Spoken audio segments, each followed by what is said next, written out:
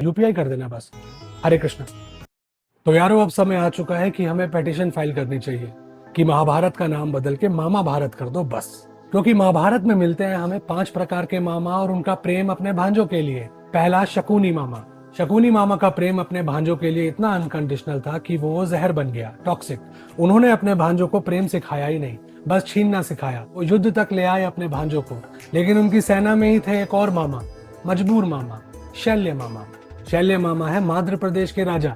वो नकुल सहदेव के सगे मामा हैं। उनके मन में प्रार्थना थी पांडवों की विजय की, लेकिन उनके शस्त्र एक वचन से बंधे थे, तो वो लड़े कौरवों की तरफ से।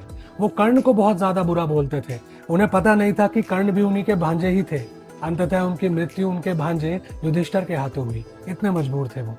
लेकिन पांडवों की सेना में एक और मामा थे, सुरक्षा देने वाले मामा, धृष्टद्युम्न। धृष्टद्युम्न थे द्रौपदी के भाई, तो वो थे उप पांडवों के मामा। उन्होंने पांडवों की सेना में सेनापति की भूमिका निभाई।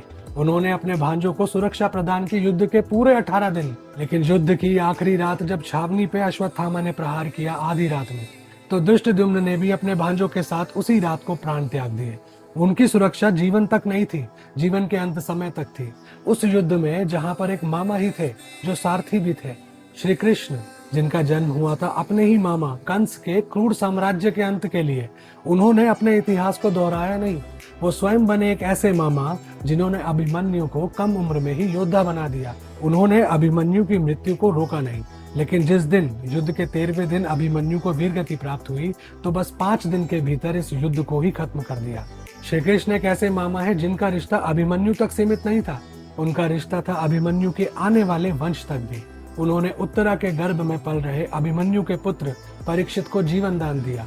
वो परीक्षित जिन्हें गर्भ में ही मारना चाहा किसी के भांजे ने, और वही परीक्षित जिनके पहले गुरु बने उसी भांजे के मामा कृपाचार्य।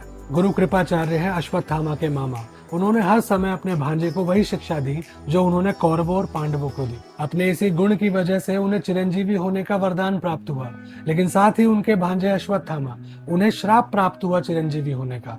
हमारे 8 चिरंजीवियों में एक मामा भांजा की जोड़ी होना ये भी दिखाता है कि हाँ, अश्वत्थामा, तुम्हें श्राप मिला है, तुम इसे भोगोगे, लेकिन मैं तुम्हारा मामा कृपाचार्य अंत समय तक तुम्हारे साथ रहूंगा। हमारा इतिहास हमें बताता है कि मामा बस भात भरने के लिए नहीं होता।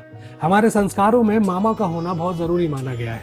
इसीलिए संस्कृत में मामा आता है मातुल से, यानी कि माँ की एक्सटेंशन या फिर माँ तुल्य, क्योंकि एक मामा आपको देता है माँ जैसा प्रेम और पिता जैसा रक्षण। शेयर करना अपने मामा के साथ, उन्हें अच्छा लगेगा, वो डिजर्व करते हैं ये जानना। हरे कृष्ण। हाँ मामा जी, अरे बना दी वीडियो आप पे, हाँ यूपीआई कर दे।